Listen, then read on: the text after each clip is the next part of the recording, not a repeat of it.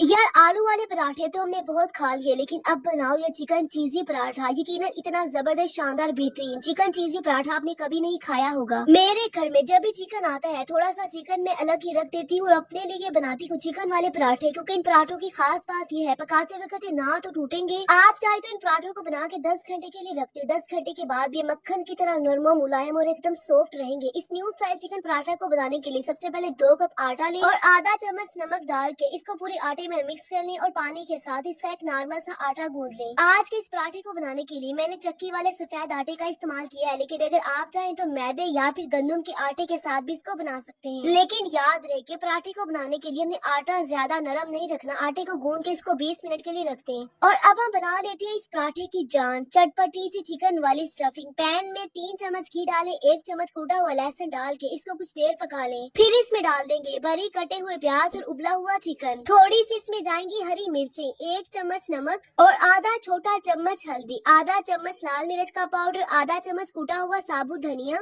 आधा चम्मच गरम मसाला और आधा चम्मच चिली फ्लेक्स को डाल के इन सारे मसालों को चिकन के अंदर अच्छे से मिक्स कर लें। और हाँ, मसालों को मिक्स करते वक्त मैंने इसमें थोड़ा सा पानी भी डाला था ताकि ये मसाले जले नहीं। और एंड पे थोड़ा सा हरा धनिया डालेंगे। एकदम चटपटी चटखारेदार चिकन वाली स्टफिंग है तैयार। ये चिकन की स्टफिंग हमारे आज के पराठे के जायके को लगा देगी 4 चांद। जो आटे को हमने गूंद के रखा था उसे रखे हुए 20 मिनट हो गए, आटा अच्छे से सेट हो गया है। अब आटे के 4 इक्वल साइज के पेड़े बना लें। और अब आपके पास 2 ऑप्शन है। पहला ऑप्शन तो ये है कि आप एक पेड़े को ले, इसको बेल के इसके ऊपर मसाला लगा के दोबारा उसका पेड़ा बना के बेल के इसका पराठा बना लें। लेकिन पहले वाले ऑप्शन में पराठा हमेशा टूट जाता है, इसीलिए मैं आपको बताऊंगी दूसरा तरीका जो कि मेरा है फेवरेट और मैं हमेशा इसी तरीके से पराठों को बनाती हूँ। एक पेड़ा लें, इसको दरमियान में से काट के इसके 2 छोटे पेड़े बना लें। दोनों पेड़ों को बेल के इनकी छोटी छोटी रोटियां बना लें और एक रोटी के ऊपर लगाएंगे चिकन वाला मसाला। मैं हमेशा जब भी चिकन पराठा बनाती हूँ तो मैं ऐसे भर भर के चिकन वाला मसाला डालती हूँ ताकि इसको खा के मजा तो आए। अब इसके ऊपर रख देंगे दूसरी रोटी, हाथ के साथ इसको थोड़ा सा सेट कर ले और बेलन के साथ इस रोटी को बेल। जब हम इस रोटी को बेलेंगे तो ऊपर वाली रोटी नीचे वाली रोटी के साथ आपस में चिपक जाएगी और पराठे को पकाते वक्त ये रोटी टूटेगी नहीं। कुछ पराठे तो मैंने सिंपल बनाए थे और कुछ के अंदर मैंने चीज डाली और मैं तो हमेशा घर की बनी हुई चीज का इस्तेमाल करती हूँ। अगर आपको इसकी रेसिपी चाहिए तो मुझे कमेंट में लाजमी बताएं।